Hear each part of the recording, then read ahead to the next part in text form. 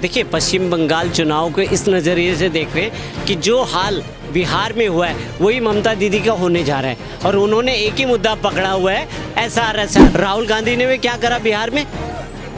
SR का मुद्दा चला रखा था। राहुल गांधी तो ठंडे हो गए, वो भूल गए अब एसआर, ठीक है ना। तो अब ममता दीदी ने पकड़ के रखा हुआ है। हुमायूं कबीर अलग झंडा लेके चल रहे हैं, ओबीसी उनके साथ मिलने की कोशिश कर रहे हैं, ओबीसी का दबदबा बनता जा रहा है। हाँ, मुसलमान वोट बटे, वहाँ ममता दीदी की लुटिया डूबने वाली है। देखिए, अब क्यों वो हिंदुओं की तरफ लुढ़क रही है, इसीलिए लुढ़क रही है। कुल मिलाकर के वोट बैंक की राजनीति कर रही है। उन्हें पता है ये लालच दे दूंगी मैं। उन्होंने देखा कि अगर बिहार में लालच दे करके वोट लिया जा सकता है तो वही पॉलिसी अपना रही है की राजनीति करवाती हैं। ये काम जो है, हिंदुओं पे अत्याचार कराने वाले कौन है? ममता दीदी है। गुंडा राज उनके राज में चल रहा है। नमस्ते, मैं शमी, आप देख रहे हैं सौगंध टीवी। आज बात करेंगे पश्चिम बंगाल चुनाव के बारे में। लगातार चर्चा भी हो रही है पश्चिम बंगाल चुनाव में, जो चुनाव है वो कौन सा मोड़ लेगा, कहाँ जाकर ये चीज़ें रुकेंगी, क्योंकि लगातार नेताओं की टिप्पणियाँ आती है। एक तरफ हुमायूं कबीर जैसे नेता जो है बाबरी मस्जिद वहाँ बनाना चाह रहे हैं क्योंकि उन्हें मुसलमानों का वोट चाहिए। तो ये चीज़ें लगातार चल रही है।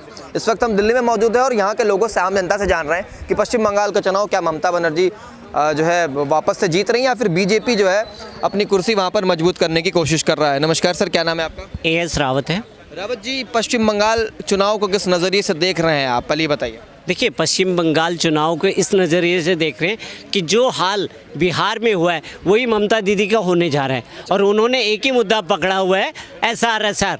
राहुल गांधी ने भी क्या करा बिहार में? एसआर का मुद्दा चला रखा था। राहुल गांधी तो ठंडे हो गए, वो भूल गए अब एसआर, ठीक है ना। तो अब ममता दीदी ने पकड़ के रखा हुआ है, ठीक है। अब वो लेकर के ये चाहती है कि मैं इस तरह से उनकी जो वोट बैंक था वो अब निकलता चला जा रहा है। बांग्लादेश से आपने देखा होगा कितने लोग बांग्लादेशी चले गए। उन्होंने साफ कहा है कि हम बांग्लादेश के ही हैं। और बांग्लादेश को इन्होंने क्या करा, हर जगह बांग्लादेशियों को घुसेड़। रावत जी, तो आपको क्या लगता है कि जो पश्चिम बंगाल के रहने वाले मूल निवासी है वो ममता बनर्जी को वोट नहीं देते, केवल जो है बांग्लादेशी ही वोट देते थे टीएमसी को? नहीं, मैं ये नहीं कहना चाह रहा कि बांग्लादेशी वोट नहीं देते। बांग्लादेशी भी वेस्ट बंगाल के लोग भी देते थे। बांग्लादेश अलग है, देश अलग है। वो तो मैं समझ रहा हूँ।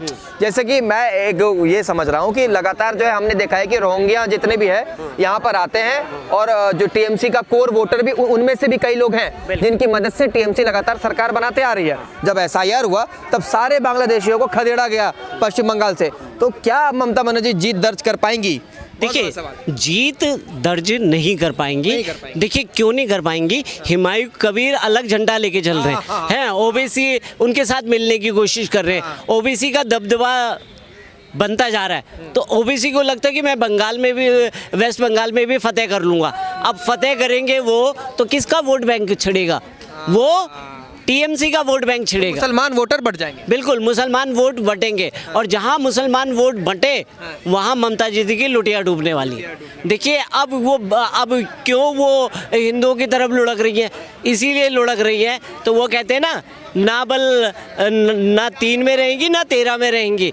वो ऐसी नाव में सवार हो गई है, ना इधर की रहेंगी, घर के ना रहे ना घाट। हाँ बिल्कुल, ना घर की रहेंगी ना घाट की रहेंगी। तो ममता बनर्जी अपने आप में बहुत शक्तिशाली नेता मानी जाती है क्योंकि उन्होंने भी बहुत संघर्ष किया और उनको हराना पश्चिम बंगाल में इतना आसान भी नहीं है। वो तो खुलेआम मोदी जी हो चाहे अमित शाह हो, सबको धमकाते रहती हैं। तो क्या लगता है इस बार बीजेपी के लिए कितना मुश्किल होगा बंगाल जीतना? देखिए, बीजेपी के लिए मुश्किल है, ऐसा नहीं है। ममता दीदी का दबदबा है बंगाल में, पर वो दबदबा किन की वजह से था? जो रोहिंग्या और बांग्लादेशी बसे हुए थे, आकर के एंट्रेंस करे हुए थे, वो सब उनके दम पर था। और यहाँ के भी जो हैं वो डिवाइड होंगे।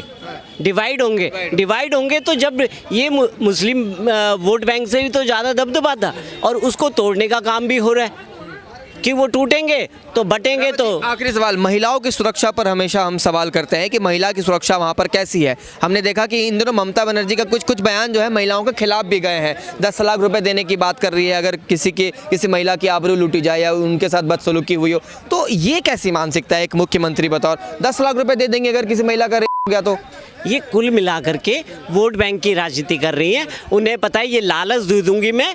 उन्होंने देखा कि अगर बिहार में लालच दे करके वोट लिया जा सकता है तो वही पॉलिसी अपना रही हैं कि पॉलिसी पहले करवाने वाली कौन? इसमें शब्द जोड़ना जरूरी था। वो कहती कि मैं शिक्षा देने के लिए आपको पैसे देती हूँ, आप पढ़िए, आप आगे बढ़िए। तो ये रेप राजनीति क्यों कर रही है? की राजनीति करवाती हैं। ये काम जो है हिंदुओं पे अत्याचार कराने वाले कौन है? ममता दीदी है। गुंडा राज उनके राज में चल रहा है।